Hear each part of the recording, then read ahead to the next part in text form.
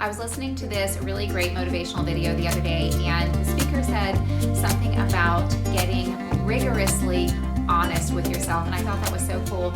I talk a lot about honesty and how the person that you need to be honest most with, that's most important for you to be honest with rather, is yourself. And the reason is, if you're not being honest with yourself, you're not going to be able to acknowledge what it is you want, and you're not going to be able to receive what it is you want, because you have to first admit to yourself what it is you want. And then also, if we're not being honest with ourselves, it's likely that we're not setting necessary boundaries, because when we're letting people walk on us or treat us in a way that doesn't feel very good, and or when we're choosing to stay around people that we don't feel ourselves and or our best around, the reason that feels so bad is because the person we're not being honest with is ourselves. So, a lot of times, and I know from my past personal experience, we can keep choosing to surround ourselves with people who are not treating us very well. So one, we're not being honest with them by setting a boundary and saying, you know what, I don't like being treated like this. It's not okay when you treat me like this.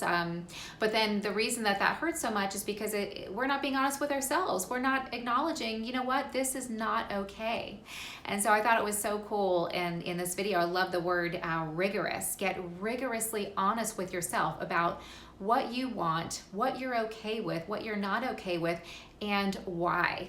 And if something is bothering you about yourself, get honest with yourself about that. Don't ignore it. Get honest and then let your mind wrap around it a little bit.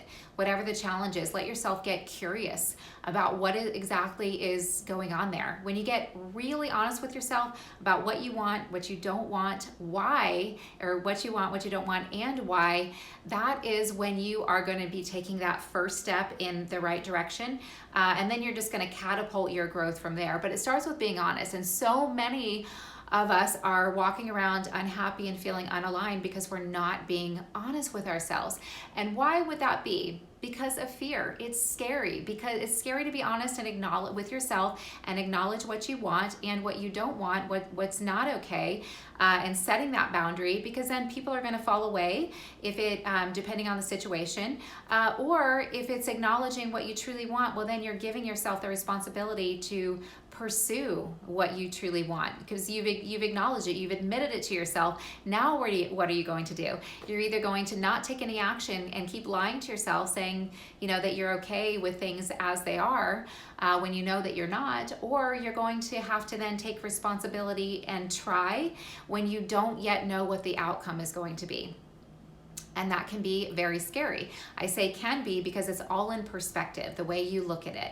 And when we shift our perspective around the things that need shifting in our lives, that's when our lives begin to drastically improve. I think I've probably done multiple videos where I've talked about this, but I used to suffer from severe panic attacks, debilitating panic attacks. And I never looked for a cure because I didn't think there was one but then when I shifted my perspective to think the problem has gotten too big, I have to solve it. Well, then I opened up my mind to believe that there was a way, and then I found a way very quickly. And then I started my work to overcome them, the panic attacks, and then I did.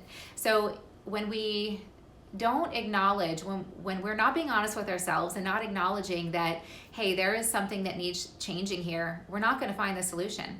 The moment you get rigorously honest with yourself and that you need something to change within you in order for your external circumstances to change, that is the moment you just catapult your growth and your pace at finding the solution and making that shift.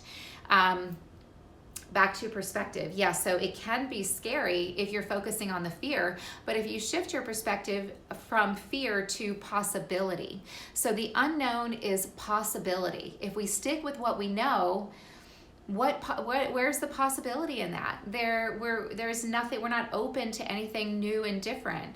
So yeah, it can be scary, but it's all in how you look at it. So instead, I invite you to stay curious and get excited. Acknowledge if there's something that needs shifting within yourself, if there's something that you want that you haven't been trying for.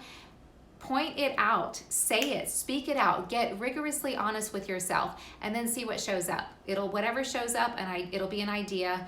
That will be your first step. And then be brave enough to just take it. Just take that first step. What's the danger in that? Just one step, and then the next step will show up. I mentioned this quote a lot by Thomas Carlyle: go as far as you can see, and then when you get there, you'll be able to see further. Go as far as you can see. When you get there, you'll be able to see further. So you take the first step, and then the second step shows up, and then you get stronger with your belief in yourself with each step. And then this is how you overcome fear. Then you're not scared so much. There will always be some fear, but you'll be able to shift your focus, your perspective faster. It's all in practice. The more you do something, the easier it gets, the better you get at it. And you can do it. Thanks for watching. If you like the video, I invite you to like and subscribe, and I'll see you in the next one.